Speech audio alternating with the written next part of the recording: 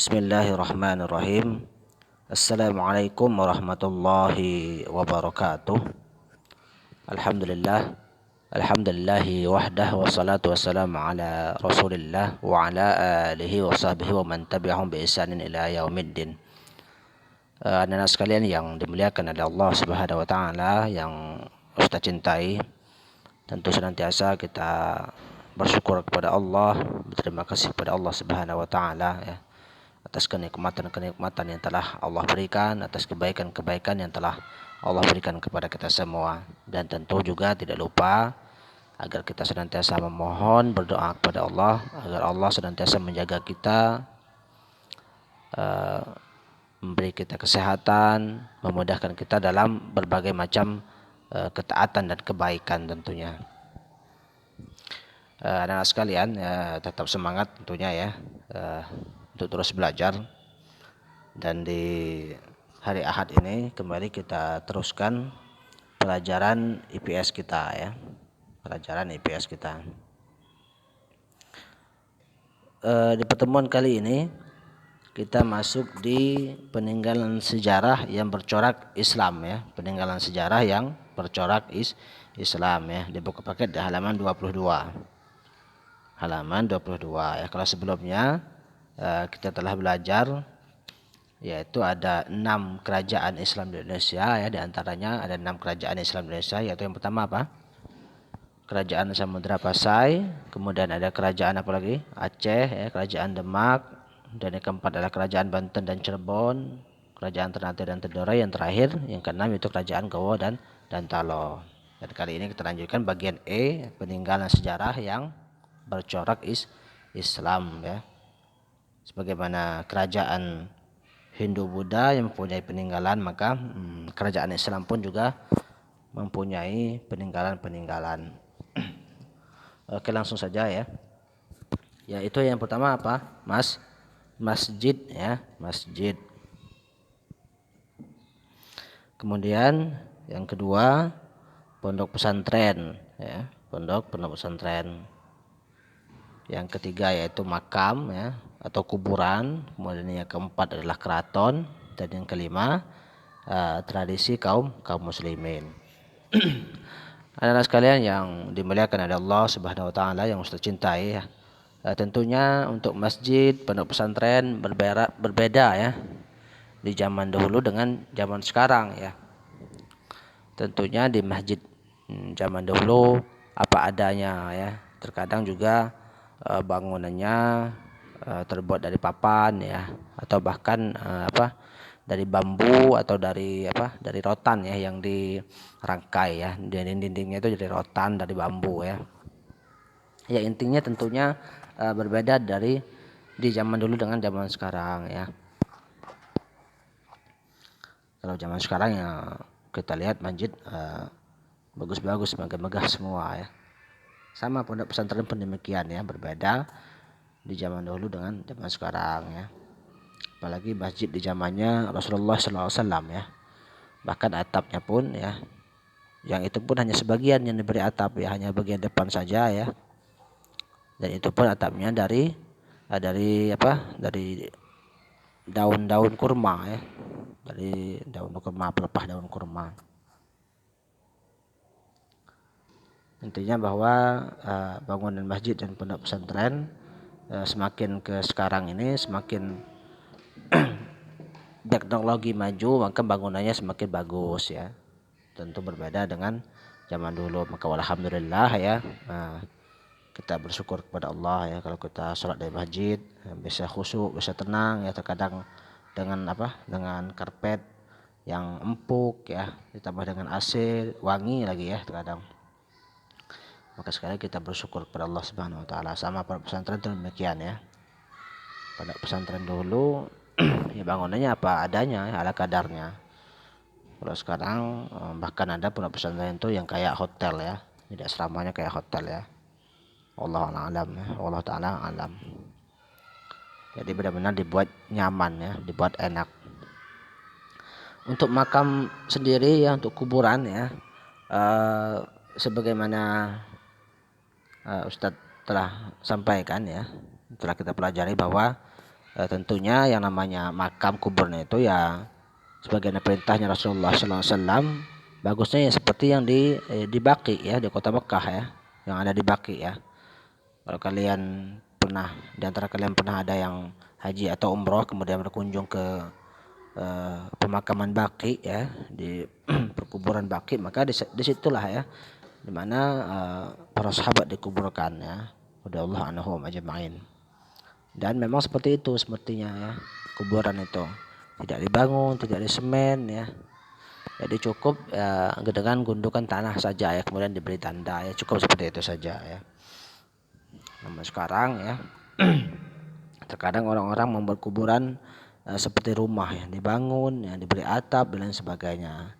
Maka tentu ini tidak diperbolehkan ya, tidak diperbolehkan.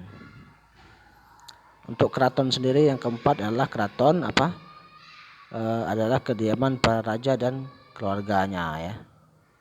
Keraton itu adalah kediaman para raja dan keluarganya ya. Kalau sekarang ya mungkin seperti istana negara ya. Istana negara yang di apa? Di Jakarta ya. Di Jakarta.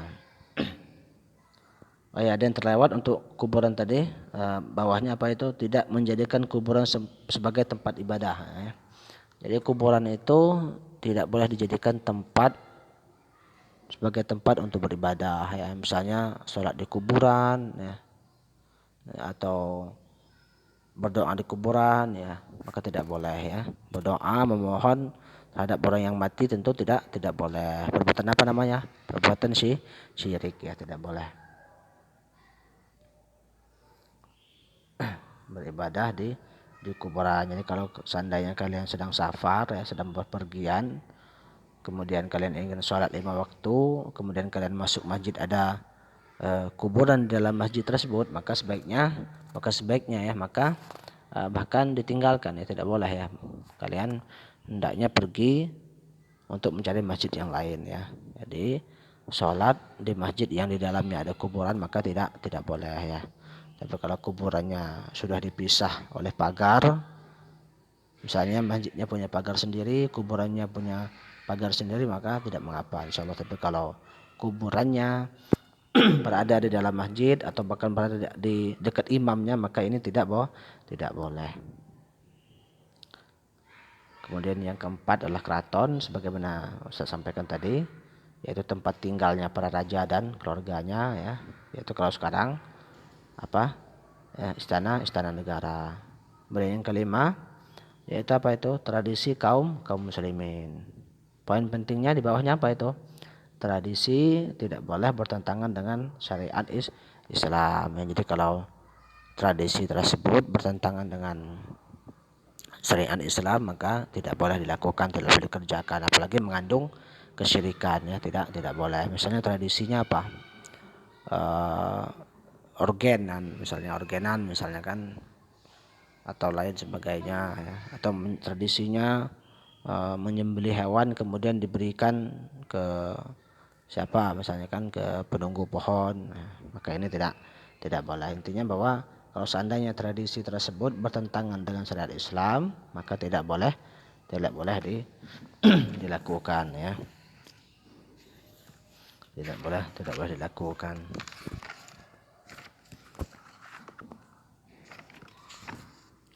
Nah sekalian yang dimuliakan oleh Allah Subhanahu wa taala,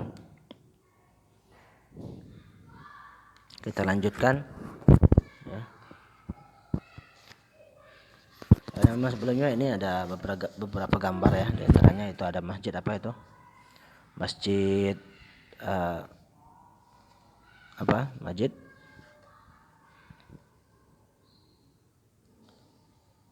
yaitu masjid yang dari kota Mekah ya, Masjidil Haram ya. Kemudian ini apa? Masjid Nabawi ya, di Madinah, Masjid Nabawi. Ini ada masjid apa itu? Masjid yang ada di Jakarta, Masjid Istiqlal ya, yang ada di Jakarta. Kemudian Masjid An-Nur yang ada di Aceh ya, di Riau ya, bukan di Riau ya, di Aceh itu Baitur Rahman. Ini berada di Riau, Masjid An-Nur.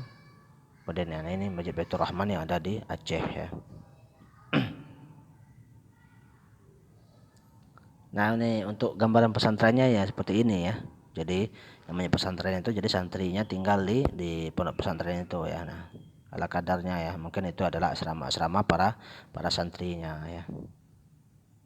Ya mungkin seperti ini gambaran diantaranya pesantren zaman dahulu. Nah itu bagaimana ya bangunannya itu ya, terbuat dari bambu dan juga anyaman atau rangkaian rotan ya, itu santrinya Masya Allah ya. Mereka menikmati sedang makan bersama ya, jadi bareng-bareng makannya ya. Dan juga ini juga merupakan sunnah Rasulullah SAW ya, makan bareng-bareng. Dan alhamdulillah mereka juga tidak ceria. Kemudian kita lanjutkan yang keenam yaitu kaligrafi ya, kaligrafi di antara peninggalan kerajaan Islam itu kaligrafi. Coba poin pentingnya ini bawah apa itu? Al-Quran hendaknya dibaca, dihafal, dipahami isinya, diamalkan dalam kehidupan sehari-hari dan didakwahkan. Dan itu ini yang terpenting ya. Ini yang terpenting ya, bahwa Al-Quran itu adalah apa? Hudan linnas, petunjuk bagi manusia ya. Adapun terkadang kaligrafi yang sekarang itu terkadang berlebihan ya. Terkadang berlebihan.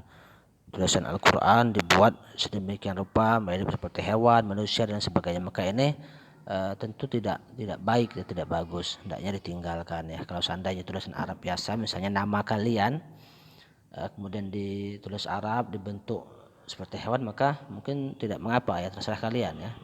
Tapi kalau Al-Quran maka ini tentu tidak baik, tidak bagus ya. Hendaknya Al-Quran itu dihafal, dipahami ya, diamalkan ya. Sebagaimana yang di buku yang di halaman 26 ya.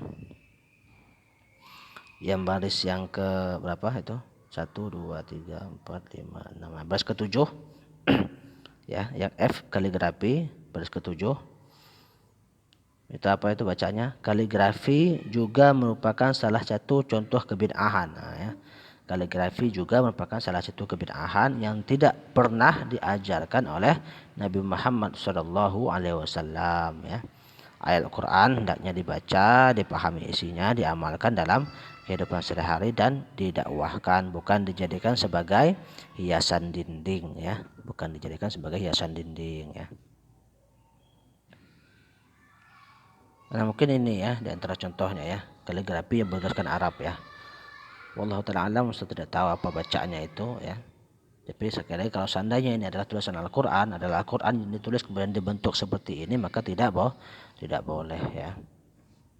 Itu adalah gambar apa bu? Banteng ya. Nah ini juga ada gambar unta ya.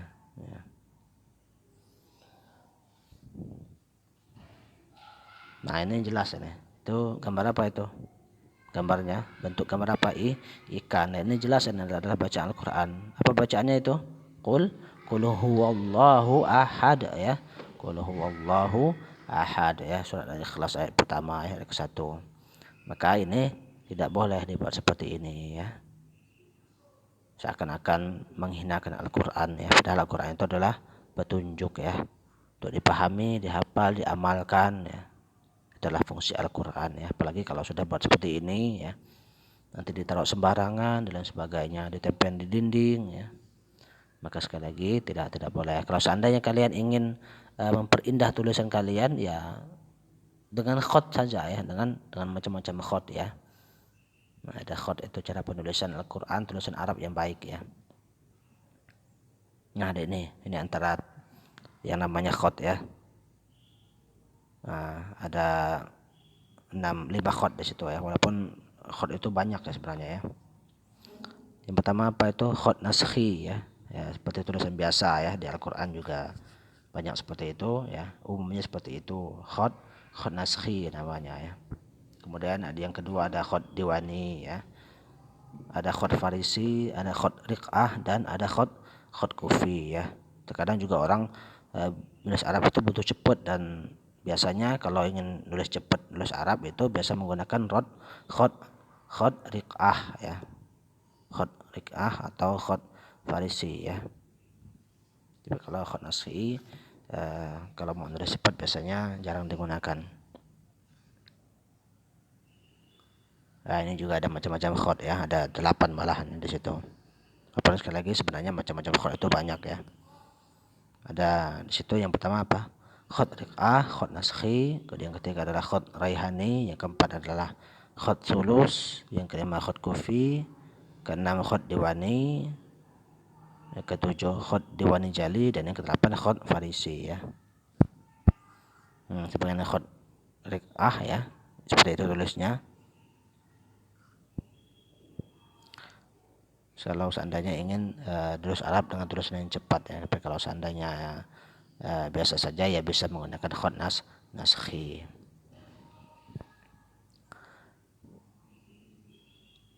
Ya tentu ini dipelajari di sekolah-sekolahan ya, biasanya dipelajari di pondok pesantren ya. Cara penulisan khot ini biasanya dipelajari di pondok pesantren. Adapun MTS Jamilur Rahman juga sepertinya belajar khot ya, sepertinya juga belajar khot kalau tidak salah ya. Yang ajar biasanya Ustadz Surya namanya di MTS Jamilur Rahman. Karena sekalian yang dimuliakan oleh Allah Subhanahu wa taala yang Ustaz cintai, mungkin sedikit ini yang bisa kita pelajari ya di kesempatan kali ini ya, semoga bisa dipahami, semoga bermanfaat ya. Jangan lupa buku paket kalian yang sudah punya buku dibaca ya. Untuk apa kalian cetak ya, kalian fotokopi kalau tidak dibaca ya, karena tidak semuanya ya yang ada di buku itu untuk kita terus ya, tidak semuanya kita tulis ya, jadi kalian silakan baca sendiri. Sekali lagi mungkin cukup di sini, semoga bisa dipahami. Apabila banyak kurangan Ustaz mohon maaf. Ustaz akhiri wassallallahu ala nabiyina Muhammad wa ala alihi washabihi wasallam. Assalamualaikum warahmatullahi wabarakatuh.